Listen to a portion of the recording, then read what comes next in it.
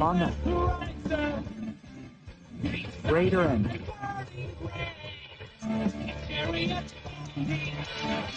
Founding high the heavens his name.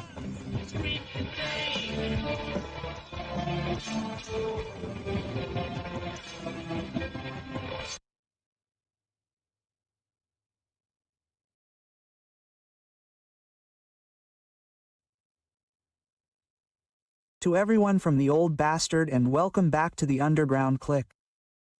Alright, we are now approaching the Creative Assembly showcase that we will see on December 4th.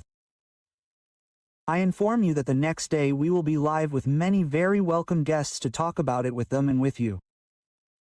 But let's get back to the topic of this video. While waiting for the showcase, there are many hypotheses about which titles will be announced. Warhammer 40,000, Milan, Medieval 3, Empire 2, Star Wars. A game that I clearly participated in too, to be clear, but no one is talking about the real focal point of what they should say during the event, regardless of what will or will not make the difference for the next titles, regardless of what they will be. To get there, however, I will have to take you on a narrative regarding what is the real keystone. In short, a new video from the old bastard awaits you. In the last part of this video I will also ask for your help, not only for me but also for you, for all Total War fans. So listen to the last part to find out how you can help the Total War community. I look forward to your comments on it. Let me know what you think. Remember to leave a like if you enjoyed the video and subscribe to the channel if you haven't already. End of the introduction and let's get started.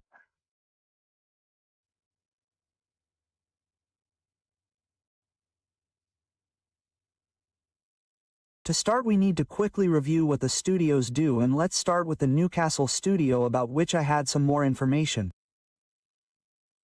Their role is not to make games from scratch, but they build the tools to make them, and we can see this also from the staff they are hiring. Tools programmers, engineers who create software to speed up the work of artists and designers. Build engineers manage the versions of the game, the builds, to ensure that the compiled code works on PC and consoles. Let's move on to Sophia. Her role is that of a wild card, managing Warhammer 3 DLC and supporting the art production of Alien. The personnel required reflects this. Many artistic roles such as cinematic artist, VFX artist, as Sophia has become the visual factory of the company, producing trailers and high-fidelity graphic assets to ease the load on Orsham. Odd Orsham are working on 2 projects. Historical team, the Historical Project, working on the next big historical title, for example Medieval 3. Key roles are sought battle game designers with a focus on unit balance and crowd behavior. Fantasy Sci-Fi Team Project, Next Gen Project. Likely team working on the rumored Star Wars title, or very definitely much more likely Warhammer 40,000. Lately someone has been hinting a bit at a 30,000 variant and not the 40,000. We will see clues of the roles though. Past current requests for vehicle handling and cover systems in the Warscape engine, suggest a strategic game with firearms and vehicles, not just swords and shields. Let's quickly talk about the teams, limiting ourselves to the 2 new projects in development at Osham.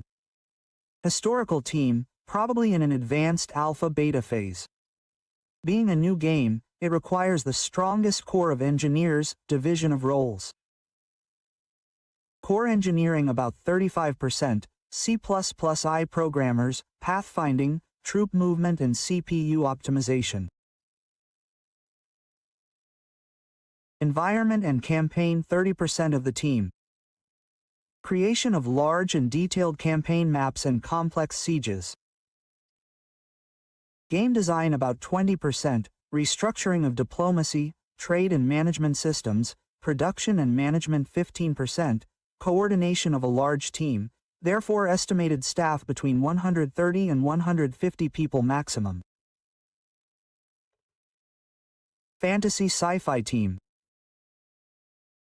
Also taking into account the resources absorbed by Warhammer 3, this team is slightly leaner than the historical one, perhaps because it uses shared technologies or is in a different production phase. Division of roles. Concept entry art 40%, intense creative phase to define the visual style of a new universe such as vehicles, races and planets. Combat design 25%. Experimentation with new battle mechanics, cover, suppressive fire, spacebar air combat, engineering, 20%, engine adaptation to handle futuristic scenarios. Plus share support, about 15% for the use of shared resources. Estimated staff at 110 to 130 people maximum. In order to keep Warhammer 3 alive and develop Alien 2, the two teams dedicated to the new Total War games can't both be gigantic, over 200 people at once. The DCA strategy seems to be to have a team lead, probably the historian, who pushes hard and a team follower who works in parallel, but scales resources as other projects or Warhammer 3 DLCs release staff. Using C. Sophia as the custodian of Warhammer 3 is the keystone, freeing up senior programmers at Orsham from maintenance of the old game, allowing them to build the two new titles to be announced. Let's start getting closer to the real keystone. Looking at the raw numbers, 115 to 135 people to develop a next-gen Total War, especially one involving a new engine, seems small by today's standards, where AAA teams often exceed 300 to 400. Looking at the specific structure of Creative Assembly post-restructuring, there is a technical explanation for why these numbers are plausible, but only under three very specific conditions. First, the new engine is not made by the game teams centralizing the technology. The common misconception is that each team builds its own engine. This is not the case. If Creative Assembly is making a new engine or a massive evolution of the Warscape engine, this work is not being done by the designers or artists of the historical fantasy team. There's an elite group of engineers often shared between Orsham and Team Tools in Newcastle who works solely on the engine. This group serves both projects. This takes a huge load off the individual game teams. The 130 employees of the original team do not have to write the graphic rendering code, they only have to use the tools that the Corte team provides them to create the game. In short, the engine is a shared product. The two game teams share the same technological skeleton, saving dozens of programmers. Second condition, the invisible workforce, outsourcing. This is the fundamental key to understanding how 130 people can do the work of 300. Today, a studio like Creative Assembly keeps the brains, lead directors, senior artists in-house and outsources the muscle. What do the in-house people do? They define the style, create the prototypes, assemble the game, write the gameplay logic such as artificial intelligence and scripts, while what do the external people do? The outsourcing, mass-produce 3D assets. For example, to make 200 types of armor, shields, trees and rocks for Medieval 3, Creative Assembly does not use its in-house employees, it pays studios in Asia or Eastern Europe to model thousands of objects based on the internal sets. Conclusion: the 130 internal staff are the conductors of the orchestra. The actual orchestra includes hundreds of external freelancers who are not included in the headcount. Third condition, the time lag. It is very unlikely that both titles will be at peak production at the same time. Title A, for example the historical, is probably in full production. The game is feature complete and the content is being filled. Title B, for example, the sci-fi fantasy. If announced with a teaser, it could still be in pre-production or alpha. At this stage, having too many people is harmful, so the strategy is that when Title A comes out or goes into final testing, most of the A team moves to Title B to expand it. It is a system of communicating vessels. One concern, however, remains based on one aspect: innovation. If the new engine has to handle things never seen before, for example complex battles, destructible physics on a city scale, then yes, the teams are dangerously small. If the engine evolves, the numbers hold up. If the engine is revolutionary, written from scratch, the numbers are insufficient. In this case, the showcase on December 4th, could show a classic Total War game with an updated old engine, ready soon, a next-gen game with the new engine that is just a logo or a CG trailer because the real development will still take some time.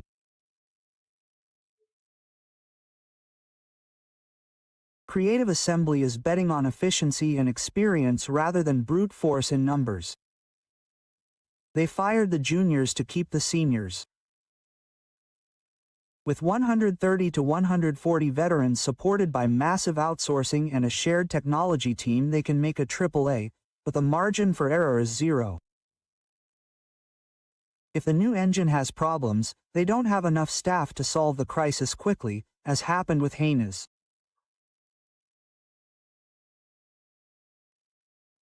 In light of the major problems, even very recent ones, encountered with the engine used by Warhammer 3, a classic Total War game, with an updated old engine, ready soon, would probably involve a series of problems from the legacy of the old engine.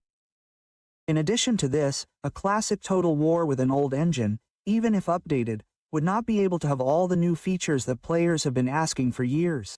There's a risk of a clash between Creative Assembly and the community, especially the old players who have been asking for a new historical game for years. This would be the most critical and dangerous point of the current situation of Creative Assembly. The nightmare scenario, a public relations issue that the company must absolutely avoid. The problem of the technical debt of the Warscape engine, given that the current engine, an evolution of the Warscape created with Empire in 2009, has accumulated 15 years of band-aids. The recent problems of Warhammer 3 are not superficial bugs, they are structural limitations. If the next Medieval 3 or Empire 2 were to use this engine, they would inherit problematic locations. The current AI cannot handle complex multi-level structures, typical of medieval castles, in a realistic way. Lack of weight. The Warhammer engine is based on health bars, HP and slippery collisions to manage monsters and magic. Legacy players want the return of collision physics, man-on-man matched combat seen in Shogun 2 or ROM 2 for example, which the current engine handles poorly or has removed to save CPU resources. Scale limitations. Players are asking for larger maps and more units. The current engine is already coughing up steam. Plus the trap of resin fantasy. The risk is that a new legacy title on this engine will just look like Warhammer without magic. What to expect on December 4th? The survival strategy. Given that Creative Assembly can't afford another expensive flop like Aines, and given that layoffs have reduced the workforce, it's likely that they'll adopt a third hybrid path to try to save themselves. Announcement of a 4.0 engine marketing tech. Not a rewritten engine from scratch, too expensive, but a profound overhaul of Warscape, perhaps a complete rewrite of the rendering module and artificial intelligence that would be sold as new technology. The goal is to promise players that Warhammer's problems are solved without having to recreate everything from scratch. The resource paradox. Here we return to the contradiction we analyzed earlier, and this is where the situation becomes complex. The new engine option is the only one that would save the reputation and guarantee the requested features, real physics, new artificial intelligence, but the current teams are too small to build a new engine and a new game in a short time, if they clearly want to bring it to both titles in development at Oro. The old engine option allows for an early release on the market, but it could lead to a new clash with the community. If Creative Assembly presented a Medieval 3, where King Henry V fights alone, defeating 50 infantry like a Warhammer Lord or a Richard the Lionheart who had to go in search of Excalibur during the campaign, the community's revolt would be immediate and violent. After Troy and Pharaoh, they have no margin for error. If Creative Assembly presents you with a showcase with a game that has the same collision bugs and the same artificial intelligence as Warhammer 3, the post-Aena's honeymoon will be over before it begins. The community will not accept excuses. After years of record profits thanks to Warhammer, players expect that money to have been reinvested in technology. If they discover that the money has been burned at Aena's and that the Total War teams have been left with the technological leftovers, a clash will be inevitable. The success of the showcase on December 4th will depend not on the title of the game, but on the word engine. If they do not clearly talk about new technology, suspicion will perhaps become condemnation.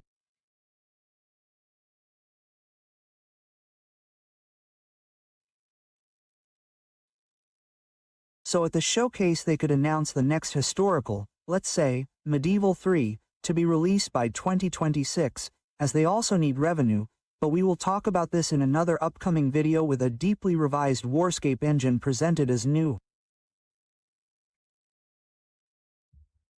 I believe instead that the other title, 40,000, will have the real new engine when it is released, because it will take longer. As I said before, the key is the word engine, the game engine. And now I really ask for your help. I'm not telling you to spread this video as much as possible, if so thank you, but rather to ask Creative Assembly during the showcase, if there's a chance to have a chat or after the showcase on the various forums, to clearly tell us which engine the new titles will use. Make yourselves heard, write, ask. This is the central point on what the new games could be like, regardless of the title's name. Thanks to everyone who will accept my invitation. Thanks for watching this video. Let me know what you think, tell me your opinions in the comments and leave a like if you liked it. From the Old Bastard.